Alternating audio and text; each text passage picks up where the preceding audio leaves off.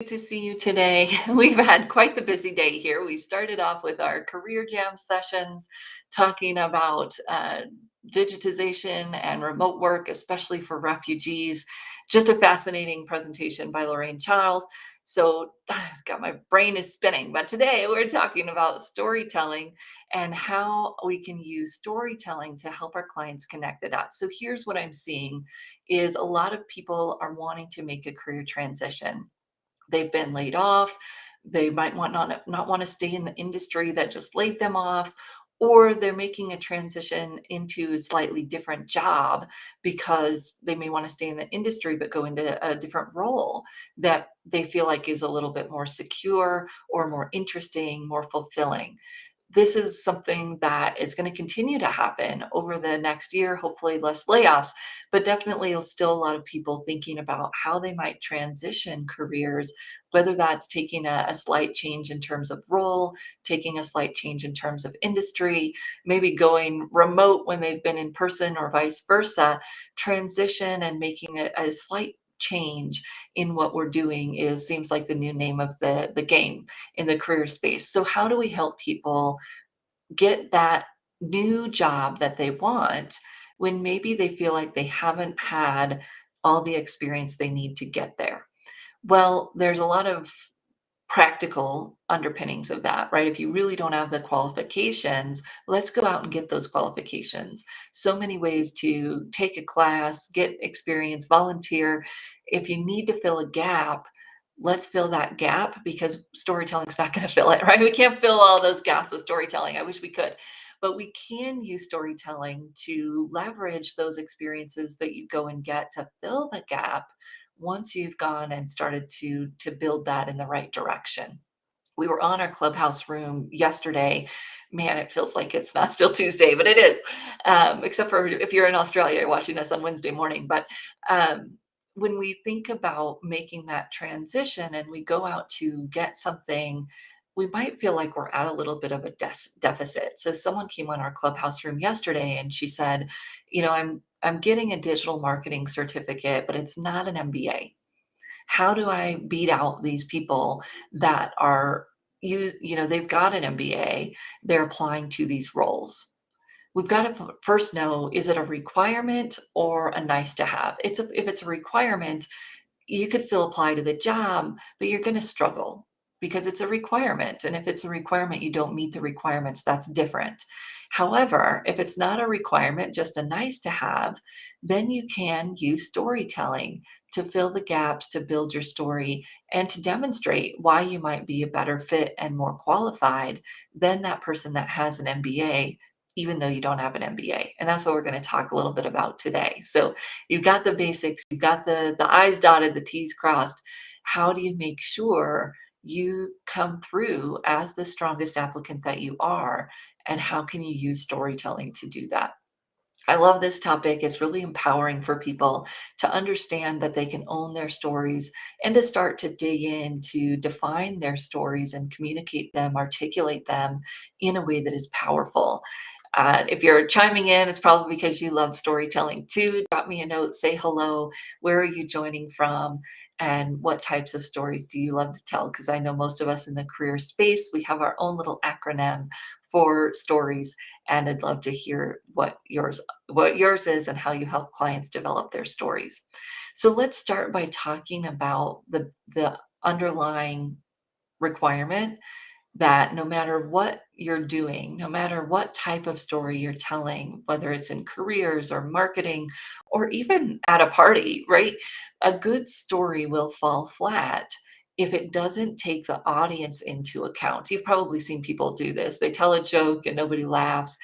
Maybe it's that the joke isn't funny, maybe it's their delivery, but it also might be that it's just not the right audience for that joke. And when that happens, it's an indicator that, hey, there's something we can do there to really consider the audience before we do this. Marketing teams do it, product development teams do it, and we can do it too before we write our career stories. What is it that matters to our audience? That's really our first question.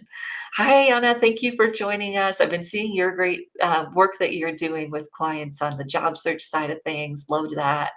and excellent. And then thank you for joining us from Facebook world. Love to see you. And Deb, thanks for joining us as well. Okay, so this graphic is something that we can walk our clients through before we worry about stories to really think about how are they connecting to the employer's needs. So we want to start with getting those job descriptions that people are wanting to target. This is the number one reason I see people struggle with their resume, struggle, getting rejected and oh, it must be the technology. Nope. It's that we don't have a clear focus of what do you want to do? What types of jobs are you targeting? We're going to analyze those for themes and then thinking about when have we demonstrated those skills. If you really want to tell a good story, there's kind of a step that goes in here under analyze of really understanding the pains and challenges and problems, the emotion behind what companies are looking for, not just the keywords and what stories are important, but why. Why is that important to them? What does that mean to their business? Or what does that mean to my manager if they've got someone that can do that thing? When you get into that emotional piece a little bit, then you can write a stronger story. And I'll talk about that here in just a minute. Then we go into when have you demonstrated those stories? When have you solved those similar problems? And let's brainstorm that. When have you when have you delivered on these qualifications that we've just decided are most important for the role? I love this with students, with people who are transitioning, with people that don't have as much work history, because it doesn't matter where you did this. It's did you do it? It could be volunteer. It could be in a class. It could be in a paid work that wasn't related to this work. It doesn't matter where it happened. We're simply looking for examples of when you've demonstrated the skills that this future job you're aiming towards is requiring. And we can mine for those in any place that the person has, any kind of opportunities. It could be a free Coursera class, but it was a project that they did in that class. And this is what I was talking about with the woman who was talking about not having her MBA is dig in and talk about the projects that are relevant because she may have more relevant projects from a digital marketing certificate than someone who has their MBA because it's focused and it's really what she was wanting to do. MBA people may have them too, but they may not, depending on what courses were in their MBA and how they may or may not relate to the job they're targeting now. You're getting those examples, you're writing those stories, and then you're talking about in that align phase, not just the, what and where, but how you did the things, what is your style, were you producing those results, and the context, because that will connect to those employers when they're really able to see how you show up and how you dive into that. And then, of course, after you've got the baseline of the stories that are all focused towards the audience, you can go in and target those specific keywords every time. And it shouldn't take you that much time because you've started with that good foundation of this is what you're looking for. So it's not easy, but it's simple. There is a process to it, but a lot of people want to skip this part or they don't really have the focus they think they do. And so they get hung up here. So once we've got that going, we've started to gather our stories. I just give you a few other tools that we like to share. I'm just going to keep the screen up here so I don't have to go back and forth. So this is something that Deb did and I created for our digital branding class. Now we've worked it into our storytelling class, which Deb and Louise teach. It starts next week. We are excited to do this class. It's been, I think we didn't do it last year. So excited to do this class on storytelling because it really is how do you get richer content into your documents and your LinkedIn profile? Well, here are some tips that you can use. You want to think about how you're starting the story. And with a resume, oftentimes we start the story in a really doldrum place. 15 years of experience, not differentiating, maybe applicable, but not value giving. Why does the audience care? How does that add value? So when you're diving deeper and getting better content, then you can start your LinkedIn profiles or even your resumes with statements that really hit that pain point instead of the doldrums that we may be used to, or that, kind of the general approach. Let's shake it up, right? Let's make our clients stand out in a good way. We don't have to use pronouns to do this in a resume. You can simply say, what is the most interesting, eye-catching, connective piece of my person's story, and how could I start with that? Then, of course, we're going to talk about who they are, what they've done, what they can do, a little bit about how they do it, right? That's the context. We want to keep people interested. And this means writing about things that they care about, right? It doesn't have to be that your client is fascinating or they've got these cool stories. Oftentimes, the cool stories can be a distraction because they're not applicable. So it's not about the cool factor here. It's about the connective factor. What is it about my client stories that are going to matter to the people that are reading? That's going to keep them fascinated and engaged. And then, of course, we want to think about how can we activate them. In a LinkedIn profile, this might be a call to action. If you're a fellow marketing nerd, reach out. I'd love to connect. In a resume, it's that we've got the right stories communicating the important results so that it's compelling the person that's reading it, saying, oh yeah, I need that person on my team to solve those problems. When we're off a little bit, it doesn't have that feel. The stories, the results, even if they're great results, can fall a little bit flat if they're not connected to that employer's needs. And then our last one, we share this one a bit. Our 4 stories, if you haven't seen them, I enjoy looking at these 4 stories, especially when I'm writing LinkedIn profiles. These are great also for career changers or students because we can talk about what is the reason that they do this. What is their mission? How did they get into this? What drew them to this type of work? And when someone's making a career transition, instead of just saying, I'm making a career transition from one thing to the next, we can really put that emotion behind it. And again, think about how that connects to the reader. What will they connect with about this person's origin story or their passion for this type of work? What motivates them to do this type of work?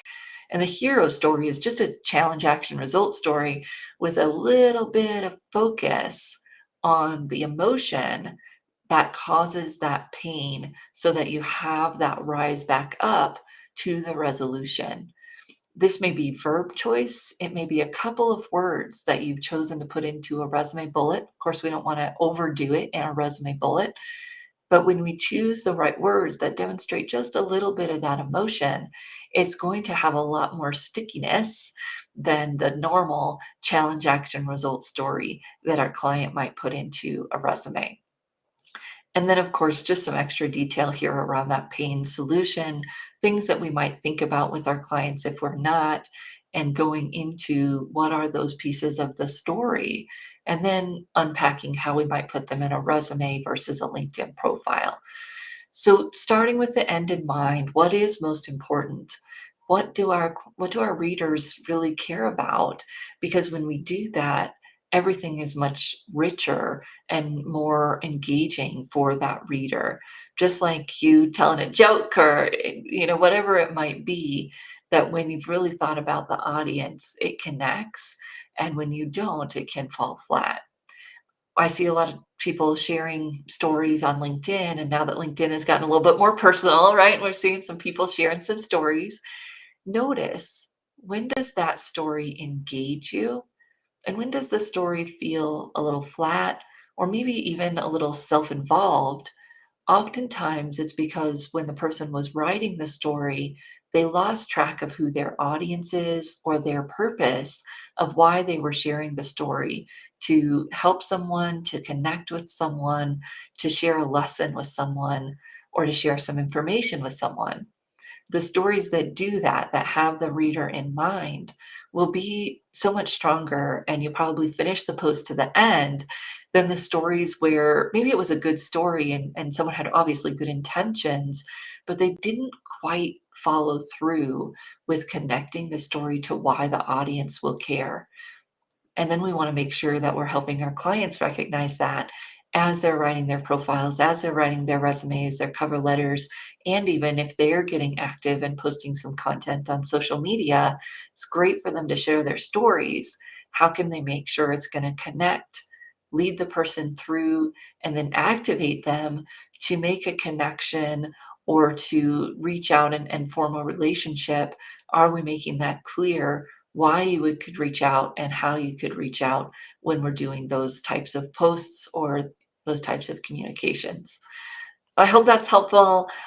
Storytelling is one of my favorite topics, and I love listening to Deb and Louise teach the class. I like pipe in every once in a while, but they pretty much teach the class. And we've got it starting, as I said, next Wednesday. We're going to start that storytelling class. So if you're interested in that, shoot me a note. Happy to send you more information if you've got questions. And I'm off to our next Career Jam session. I know some of you are joining us for Career Jam as well, so thank you for spending that additional time to come here today. And if you haven't joined Career Jam yet, you've missed 2 out of the 7 sessions, but you can still join us for that if you'd like. You'll get all the recordings, and you could join the live conversations that are happening the rest of this week. If you're not joining us for the live Career Jam, we'll be putting out our white paper the second Tuesday in January. This time will be used to do our white paper release. We will do it over Zoom so that we can have a little bit of interaction. And so watch for the link to sign up for that. We'd love to have you with us in that space to talk about the trends for 2023 as we release the white paper. So we'll see you next Tuesday. As if you have any topics or any questions you'd like us to answer, please let me know, and we'd be happy to answer them here on our Trend Tuesdays. Thank you, everyone.